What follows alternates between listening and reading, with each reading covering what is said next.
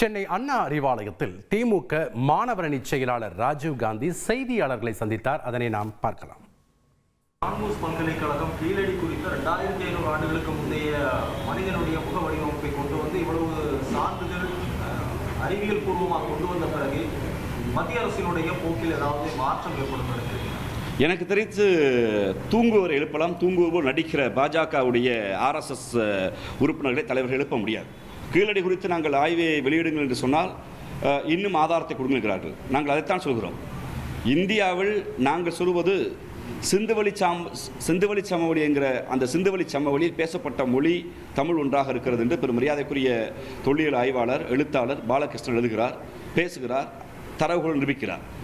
இங்கிருந்த சமூகமும் அங்கிருந்த சமூகமும் ஒன்றாக இருந்தது, மூத்த மொழியாக தமிழ் இருந்திருக்கிறது என்று நான் அம்பேத்கர் எழுதுகிறார், பேசினார், வாதாடினார். அதை நிரூபிப்பதற்கு ஒரு சான்று கிடைத்திருக்கிறது. உண்மையிலேயே அக்கறை இருந்தால் பாஜகவிற்கு இந்தியாவின் எல்லையை தமிழ்நாட்டிலிருந்து தொடங்குங்கள், வரலாற்றை தமிழ்நாட்டில் தொடங்குங்கள் என்று முதலமைச்சர் கோரிக்கை வைக்கிறார். தொடங்கித்தான் பார்ப்போம்னு உண்மையிலே தைரியம் அக்கறை இருந்தால் வந்திருக்க வேண்டும்.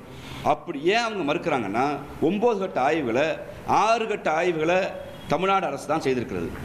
கடந்த எடப்பாடி அவர்கள் கூட அதை ஒன்றை செய்திருக்கிறார். அதில் மறுக்க முடியாது.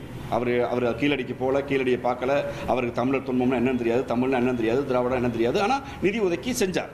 ஆனால் அதை காத்திரமாக அதை தொடர்ச்சியாக செய்வதற்கு அவருக்கு எவ்வித அரசியலும் இல்லை, அரசியல் அறிவும் இல்லை என்பது என்னுடைய கருத்து. ஆனால் முதல் 1, 2, 3 கட்ட ஆய்வுகளை வெளியிடுவதற்கு நாங்கள் நீதிமன்றத்துக்கு போனோம்.